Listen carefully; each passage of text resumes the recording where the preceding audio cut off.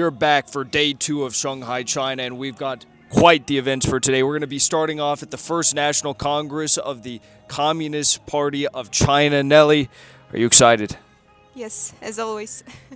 All right, we're going to see a lot today, so you guys stick around. You're not going to want to miss it. This year was the 80th anniversary of the defeat of Nazi aggression, Patriotic People's War in China against the Japanese aggression. So this was a huge celebration in China this year, and there was a massive military parade, as I'm sure you all saw, massive celebrations all across the country. We are on our way to the First National Congress site of the Communist Party of China, not the Chinese Communist Party, but the Communist Party of China. Sometimes people get the name mixed up. They don't say it in the proper order, but it is important because this is where China's future really began. 1921, they held their first National Congress at the site that we're about to arrive at. 13 people were there. One member of the Soviet Communists was there. One of the Dutch communists was there from the Comintern. They were there to provide guidance and assistance during this meeting. 13 people. Imagine that. The first National Congress of the Communist Party of China only had 13 people, representing a grand total of 57 people from across the country. And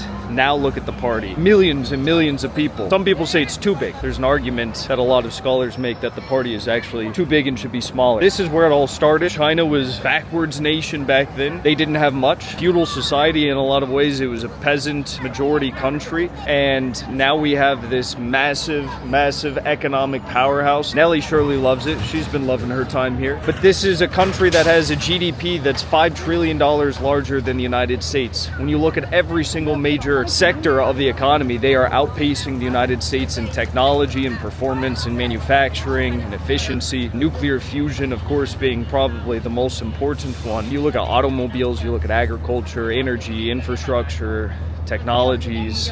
Huawei and Xiaomi are incredible. And all of this is happening because of what took place in July of 1921 at this location, the First National Congress of the party, where they made party program and they announced that they were going to be joining the Comintern. Mao Zedong was there, and he was not actually elected the chairman of the party at that point in time, but he was one of the members, and that's where it all began. So we're going to take a look, and I hope you all enjoy. In the 1950s, some of the party cadre were tasked with finding the location where the First National Congress meeting took place because they didn't know. This was French concession area. The community had changed, the neighborhoods had changed because, when the first meeting took place, 13 of these courageous, brilliant minds gathered here. They weren't thinking at the time that we're going to mark this place, this is going to become a historic location.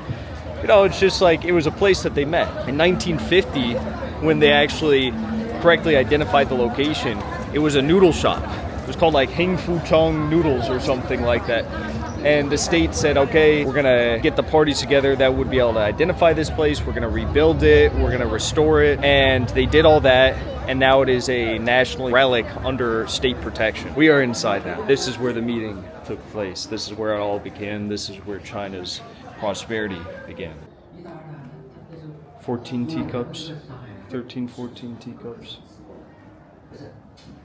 And this is where it took place.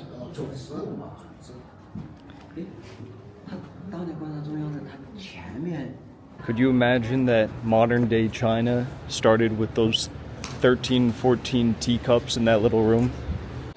There's actually, I don't even know how to explain the feelings because this is such a simple, small room where this great, huge nation started. It's just so crazy to imagine that.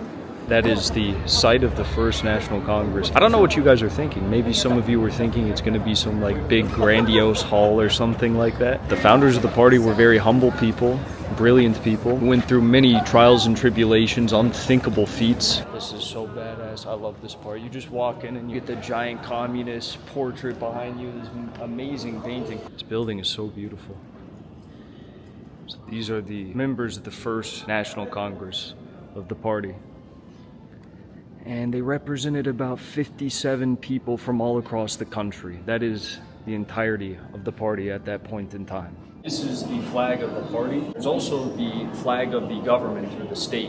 And you've probably seen that one. It has one star and then it has 4 stars surrounding it. And what's so interesting about those 4 stars is that 1 star represents the peasants, which is who led the revolution, the urban workers who suffered many a great cost as they were violently suppressed in their efforts to try and liberate the cities in places like Shanghai where we are now. So the urban workers represent one of the stars. The petite bourgeoisie, like nurses, teachers, things of that nature, they represent one of the stars. They're not technically the proletariat, but they have a certain class consciousness that allied itself to the revolution. And then you have the national bourgeoisie, which was the great leaders like Sun Yat-sen, those who were championing the nationalist reformist efforts before Chiang Kai-shek and the Kuomintang. So this is it's a very holistic view of Chinese society. Some people think communist, and you only think about the proletariat or the peasants or something like that, but actually the Communist Party in China takes a holistic view to civilization and how everyone can learn from each other and build a greater nation as a result.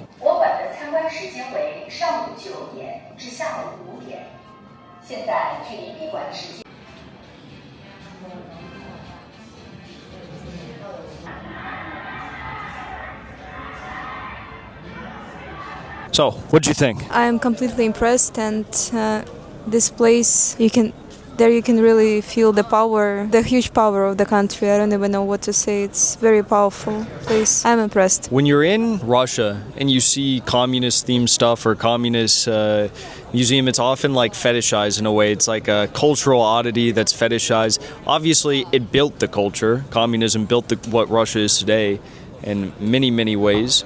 But here, it's still alive. It's like it's still an evolution. It's still a process.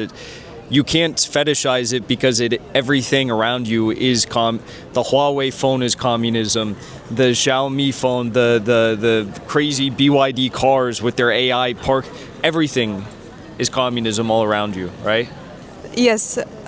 By the way, it's a very, very interesting thought, because in Russia, when you visit such places, you feel like it's just a part of your country's history. You see it, but it seems like you don't belong to that, my generation.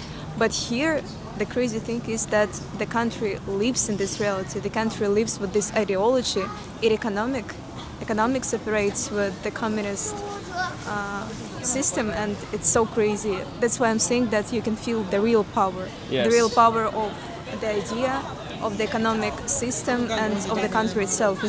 It's absolutely crazy and wonderful. It does feel like it's like fully alive here. And I'm very happy that we got to see it, because it literally was just closing right when we were leaving. Also, Jackson said one more very wise thought, that when you visit such places in Russia, Russian people, the idea is dead. I can't say in a good way, in a bad way, but just we went through it. It was the collapse, and you can just feel what is left after that. Here, it's alive, and it's such an unusual feeling for me as being Russian. Very unusual, but I like it. We're off to a great start. This tree looks pretty cool. I'll give you the view here.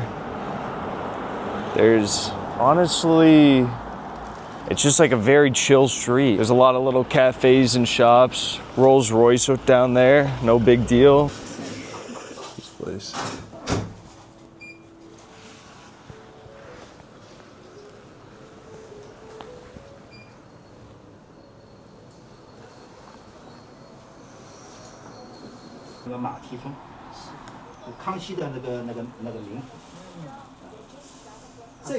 This is one of the most interesting stores I've ever seen. We found a music box store. Just a bunch of little music boxes everywhere. You want one? Yes. I thought so. And they have like baby ones.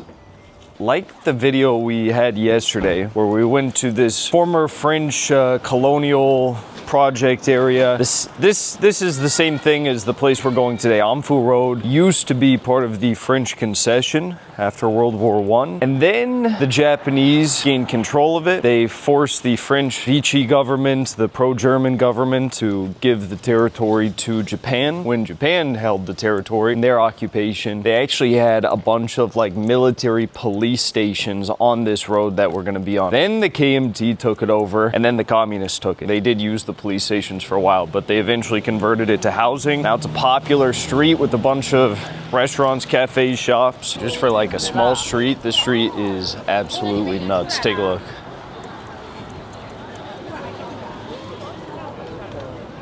This coffee shop is famous. On each coffee, they give you a little teddy bear. I'm trying to escape the crowd because the street is like crazy busy.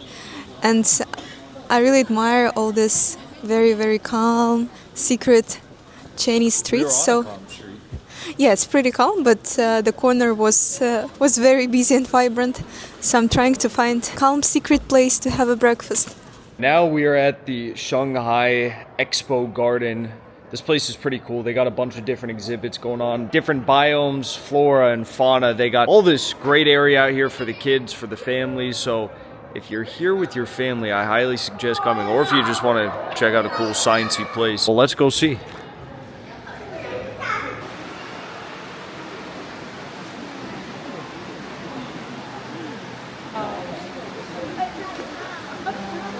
In the heart of Shanghai, you're transferred into, I don't know, this was like Avatar. Now, you ready to dive in? It's just like Bali. Yeah, exactly.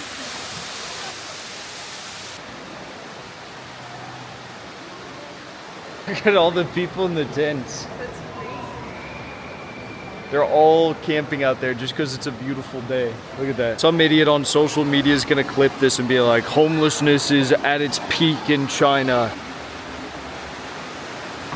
It's so cool. I'd say also that not only is it a great place for your family if you want to bring your family here, but honestly, like, I think it'd be a pretty terrific spot to go on a date here. Anyways, we're gonna be moving on to the next spot, so stay tuned.